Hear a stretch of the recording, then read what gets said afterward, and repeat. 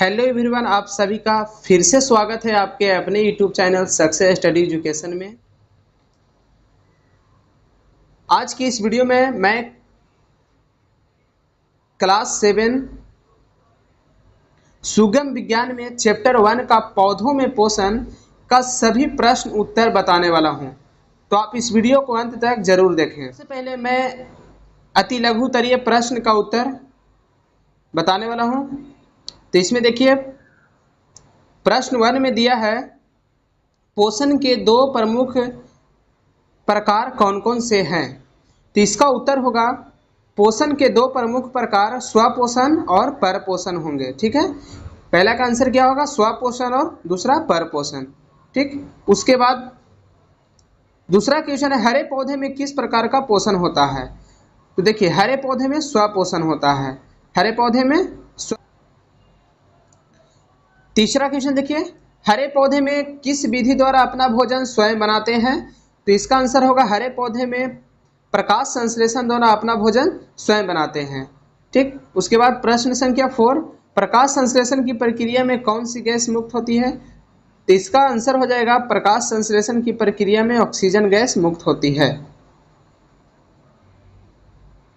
प्रश्न संख्या 5 में दिया है हरे पौधे को भोजन के संश्लेषण में कौन सी गैस की आवश्यकता होती है। तो इसका उत्तर हो जाएगा हरे पौधे को भोजन के संश्लेषण में कार्बन डाइऑक्साइड की आवश्यकता होती है। ठीक है, कार्बन डाइऑक्साइड की आवश्यकता होती है प्रकाश संश्लेषण प्रक्रिया में। 6 में दिया है प्रकाश संश्लेषण में हरी पत्तियां जिन छिद्रों से CO2 ग्रहण करती है वो क्या कहलाती है। आंसर होगा प्रकाश संश्लेषण की, तो इसका आंसर होगा प्रकाश संश्लेषण में हरी पत्तियां जिन छिद्रों से CO2 ग्रहण करती है वे स्टोमाटा कहलाती है। क्या कहलाती है, तो स्टोमाटा कहलाती है। उसके बाद देखिए प्रश्न संख्या 7 में है हरे पौधे प्रकाश संश्लेषण के द्वारा कौन से भोज्य पदार्थ का निर्माण करते हैं। तो इसका आंसर होगा हरे पौधे प्रकाश संश्लेषण के द्वारा ग्लूकोज का निर्माण करते हैं। ठीक है, ग्लूकोज का निर्माण। 8 में है फफूंद तथा कुकुरमुत्ता में किस प्रकार का पोषण होता है।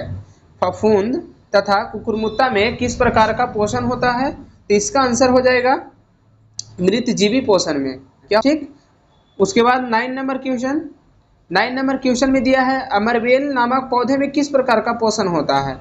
तो इसका आंसर होगा परजीवी पोषण में होता है, परजीवी पोषण में अमर। क्वेश्चन नंबर 10 में देखिए दिए गए है कीटहारी पौधा का एक उदाहरण दे। तो इसका आंसर होगा कीटहारी पौधा का एक उदाहरण कलश पौधा होगा। ठीक है, कीटहारी पौधा का एक उदाहरण कलश पौधा होगा। उसके बाद प्रश्न संख्या 11, उस बैक्टीरिया का नाम बताएं जो मिट्टी में नाइट्रोजन के पुनःपूर्ति में सहायक होता है या सहायक है। तो इसका आंसर होगा उस बैक्टीरिया का नाम राइजोबियम है जो मिट्टी के नाइट्रोजन में पुनःपूर्ति में सहायक है। ठीक है, अब अति लघुतरीय प्रश्न का ये लास्ट प्रश्न है जो कि इसमें दिया है रासायनिक उर्वरकों से हम मिट्टी में किन किन पोषक तत्वों को पुनः स्थापित करते हैं। तो इसका आंसर होगा रासायनिक उर्वरकों में हम नाइट्रोजन, पोटासियम तथा फास्फोरस जैसी पोषक तत्वों को पुनः पूर्ति करते हैं या पुनः स्थापित करते हैं। अब चलते हैं हम लोग लघुतरीय प्रश्न की ओर। तो देखिए लघुतरीय प्रश्न में यहाँ पे क्वेश्चन नंबर 1 में दिया है जीवों को भोजन की आवश्यकता क्यों होती है, यानी जो जीव जंतु जो होती है उनको भोजन क्यों आवश्यकता होती है, क्यों भोजन दिया जाता है जीव जंतु को। ठीक है, तो इसका आंसर देखिए जीवों को भोजन की आवश्यकता उनके वृद्धि एवं विकास तथा शरीर के अंगों को स्वस्थ रखने के लिए भोजन की आवश्यकता होती है। क्या आंसर हो जाएगा इसका कि जीवों को भोजन की आवश्यकता उनके वृद्धि एवं विकास तथा शरीर के अंगों को स्वस्थ रखने के लिए भोजन की आवश्यकता होती है। ठीक में है मृतजीवी पोषण क्या है, उदाहरण द्वारा समझाएं। तो इसका आंसर होगा मृतजीवी पोषण में क्लोरोफिल नहीं होने के कारण स्वयं भोजन तैयार करने की क्षमता नहीं होती है, इसलिए कवक एक मृतजीवी पोषण कहलाते हैं। इसमें दिया है स्वपोषण तथा परपोषण में क्या अंतर है। तो देखिए स्वपोषण हम लोग देखेंगे पहला, वैसा जीव जो अपना भोजन स्वयं बनाते हैं उसे स्वपोषण कहते हैं, जैसे सभी हरे पौधे।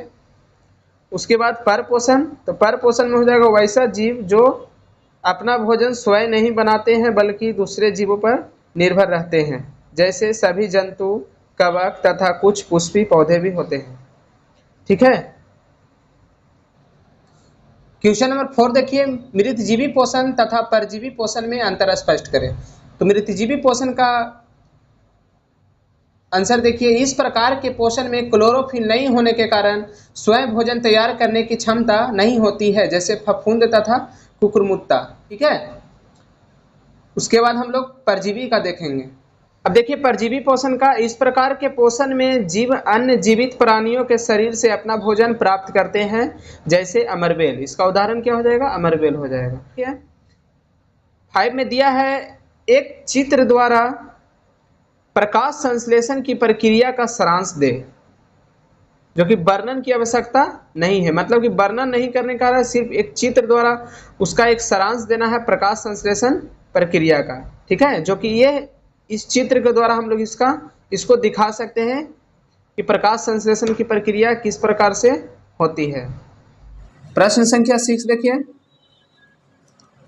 इसमें है प्रकाश संश्लेषण की प्रक्रिया को एक सूत्र द्वारा दर्शाएं। मतलब कि एक पहले देखिए हम लोग चित्र द्वारा दर्शाएं, अब एक सूत्र द्वारा इसको दर्शाना है, जो कि इस सूत्र के द्वारा हम लोग प्रकाश संश्लेषण प्रक्रिया को दर्शा सकते हैं। ठीक है।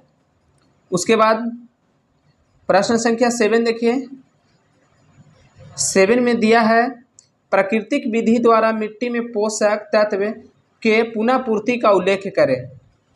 तो इसका आंसर हो जाएगा, गैसीय नाइट्रोजन का उपयोग पौधों में बैक्टीरिया जैसे राइजोबियम की सहायता से करते हैं। यह बैक्टीरिया वायुमंडल नाइट्रोजन का मिट्टी में स्थिरीकरण करने में सहायक होते हैं। राइजोबियम पौधे को नाइट्रोजन की आपूर्ति में सहायक करते हैं। ठीक है। तो ये इसका आंसर हो जाएगा। उसके बाद प्रश्न संख्या 8, जो कि लघु उत्तरीय प्रश्न का यह लास्ट प्रश्न होगा। इसमें दिया है, किसान अपने खेतों में रासायनिक उर्वरक क्यों मिलाते हैं, यानी कि रासायनिक उर्वरक खाद वगैरह जो होता है वो क्यों मिलाते हैं, उसको देखना है। तो इसका आंसर देखिए, किसान अपने खेतों में रासायनिक उर्वरक मिट्टी में नाइट्रोजन, पोटाशियम, फास्फोरस जैसी तत्वों की आपूर्ति के लिए मिलाते हैं, जो कि एक अच्छा सा क्या जल्दी आपूर्ति उसका हो पाए। इस वीडियो को अंत तक देखने के लिए आपका बहुत बहुत धन्यवाद।